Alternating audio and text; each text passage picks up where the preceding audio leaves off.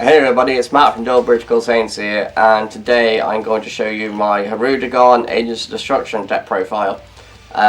So this was a deck that me and Jonah came up with a while ago, actually, when Agents of Destruction first come out, kind of thing, like around that time frame. Might have been a little bit after.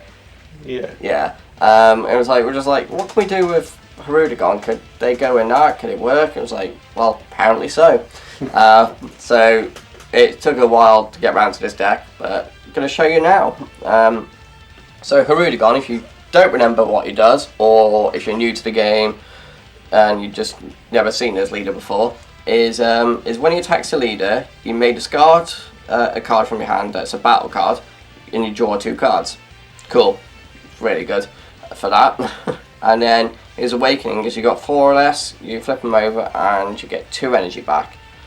Then on his awakened side is when he attacks, it can attack a battle card or the leader, you get to draw a card, and then your opponent, if you've got 4 or more energy, your opponent then chooses a card from their hand and puts it on top of their deck. So that's the leader for you. So as normal for our deck profiles, we'll go into the extra cards first. So we have the 4 dimension magic, so this is the negate went with for this deck. So it's counter attack, and then it's got a permanent skill of sparking 5. So if you've got 5 cards in a drop, you can activate this by taking a life, and if you've got a blue leader, there's no reason why you can use this, because it has to be used with a blue leader. And then you choose, then you choose the 2 energy, but it has to be blue energy, and you untap them, so it's not like Wee's Corrosion, it can tap for a blue and then untap anything. And then we got 3 Senzu Bean, so you pay 1 blue, activate battle, you choose one of your cards, it gains 5k for the duration of the turn, and then you choose up to 2 of your energy and switch into active mode. And then for the last of the extra cards, I've gone with 4 Phantom Flame Cannon. So this is for the Hirudegarn leader, obviously. So you pay 1 blue, activate battle. If your leader card is Hirudegarn, which obviously it is, it gains 10,000 power for the battle, and then choose up to 1 card in your opponent's hand and place on top of the deck. You don't see the cards, obviously they just fan them out, so you can't see them, and then you just choose a card at random. And that's it for the extra cards. So now we'll go into the 1-drops to the deck for the battle cards. To start off with, we got the Borgos. So Borgos, 1-drop, when you play it you get to draw a card, and then he has an auto of once per turn. So if it's your opponent, during your opponent's turn, if they switch an energy to active mode without an awakened skill, you get to choose one of their energy and place it in a drop. So if they decide to send a bean on the offense, for example, you can do that. And then we got 4 copies of Minosha. So this is what you want to be pitching on your unawakened side of your leader, because you get to draw the 2 cards, and then his auto triggers. So when he's placed in drop area from your hand by a skill, it's when he's placed in drop area from your hand, so obviously the Hirudegarn unawakened, or the super combo, which we'll get to. You get to choose 1 Hirudegarn the Wanderer from your deck and add to your hand, so you just get the legs basically. It's a little draw deck thinning engine for the deck. You don't actually use the 2-drop for what it's used for in this variant of the deck. So the last of the 1-drops, we got the Agent Destruction Helper. So you got Bobbity, Overseer Destruction.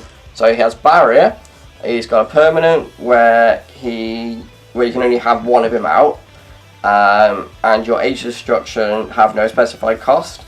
And he has another permanent that the Agent Destruction in your hand, their energy cost is reduced by 1. So the 3 drops become 2 drops with no specified cost, and so on and so forth. So on to the 2s for the deck. Start off with, we have the super combo, which is the Hoi. Absolutely amazing super combo. When it first came out, people absolutely loved it. It's still really good. But so when you combo with this card, if your leader card is Phantom Demon, which Hirudegarn is, you get to pitch a card, but you can pitch any card. It doesn't have to be a battle card, it doesn't have to be an extra card, you just do whichever one you want. And you draw 2 cards. And then if you got 4 or less life, you gain 10,000 power as well. So, let me just double check that on something, because if you like it, no, it has to be 4 or less before you can do any of the effects. So bear that in mind. And then we got Hirudegarn the Wanderer. So this is the card you search out with the Minutia. I'll just tell you what he does, but generally you don't use him for his effect because you don't have the card that you need for it in this deck. It's just literally a deck fin, charge fodder card or combo power. But so he has the auto of when his card attacks, you place the top 3 cards of your deck, up to 3, sorry. So you can build 1, 2 or 3. So you do that. And then he has an activate main, you pay 3, you choose this card and a Tapion from the drop area, send them to your warp, and then you get the 7-drop Hirudegarn from the drop area, is it? Drop area or warp and play it. So, yeah. That's pretty much why he's got the mill factor to it. And then we have the Self-Awakener for the deck, and a card that will make sense that it's vital for the deck, because it needs to combo with a Minutia for another card that you'll see later in the deck profile. This is also your Self-Awakener, so that's another good thing about him. So this is Oast Power Tapion. So when you play this card, you may choose up to 2 cards in your life, you add them to your hand. If you chose to add 1 or more cards, you can choose one of your opponent's battle cards, entry cost of 5 or less, and place on top of their deck. So it's Board Disruption, Self-Awakener, and stacking your opponent's deck for cards they might not want to draw. So on to the last of the 3 drops, we're going into the Agents of Destruction now. So I went with 4 of the Bojack, Agent of Destruction. So it's 2 yellow to play it, but the Poverty Maester has no specified cost. And then when you play this card, you can choose up to one of your opponent's battle cards, ignoring barrier, and switch it to rest mode. And then he has an activate main, you pay 2. If he's in rest mode, you choose your opponent's leader card, switch it to rest mode, and it can't be switched to active mode until the end of the opponent's next turn. And then I chose to go with 2 copies of the Android 13 Agent Destruction. So again, 3 drop, he costs 2 green, but the specified cost is not there because of the Bobbity, so it doesn't matter. He has critical, and he has his own activate main of, again, you pay 2, but you get to KO one of your opponent's battle cards, and then they discard a card from their hand. Yeah, you could do 3-3 on the Bojack and the Android 13 if you want to have more board and hand destruction, or you can just do 4 of this and 2 of the Bojack. I just went with this because I wanted to have the Bojack more consistently to keep my opponent's leader from attacking me. But yeah, you could go 3-3 or whatever, completely up to you, it's just personal preference. On to the 4 costs for the deck. There is only 1, and it is 3 copies of Agent Destruction Janemba.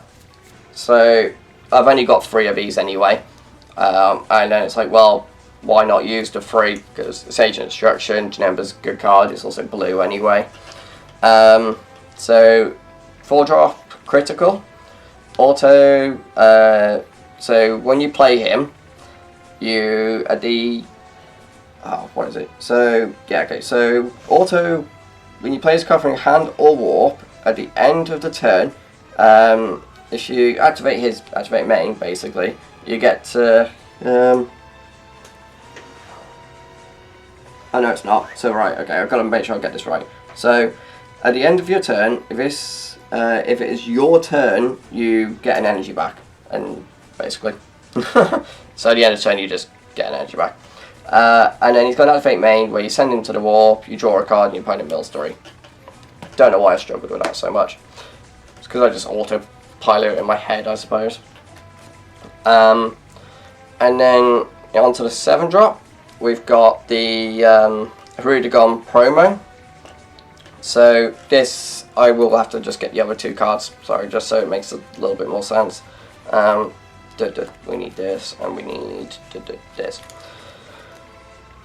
Right, so this one is got blocker, but it has a permanent skill. If you have 1 or more copies of both Tapion and Minotia, so Tapion, Minotia, in your drop area, you can play this card from your hand without paying its energy cost, and its power is reduced by 10k. So it gets it out as a free blocker, but the main reason why it's in here is because of the 9-drop Hirudegarn. So yeah, 9-drop, a lot of blue to pay, but he's got an EX Evolve for 4 energy, 2 of it being blue. So play this for free. Hopefully on turn 4, awaken. Well, do the EX Evolve. Hopefully you haven't awakened yet, and then you awaken, get 2 energy back, so you can defend yourself for the following turn. He's got barrier, so your opponent can't just be like, I'll get rid of it by a skill, but he doesn't have to flex, so your opponent can be like, kill Bloodlust, crushable. Not a dig at all. And then he's got he's got 2 autos. So his first auto is when you play this card, you choose up to 1 of your opponent's battle cards and up to 1 card in your opponent's hand, and then you place them on top of your opponent's deck in any order. And then he has another auto is when your opponent attacks with 1 of their cards. So it doesn't have to be, it can be the leader, or leader or battle card attacks. If your leader card is a Phantom Demon, you're allowed to send. I gotta make sure I get this right now. So you may send this card and 1 card from your hand to the warp. So it doesn't have to be a blue card, doesn't have to be a battle card, doesn't have to be an extra card, and then you negate your attack. So you got a built-in negate, which then comes back and then does its effect again of when you play the card, get rid of a card from the battle area and a card from the hand, and then you basically just keep negating your opponent's attacks with his skill. And just keep reducing hand size and stuff like that, and then you got the leader to produce even more. Right, there you go guys. So that's my Hirudegarn deck profile. Sorry about reading some of the cards, I just wanted to make sure I got the exact right text for you guys. So I hope you like the deck profile, leave your thoughts in the comments below, and yeah, thanks for watching, bye bye.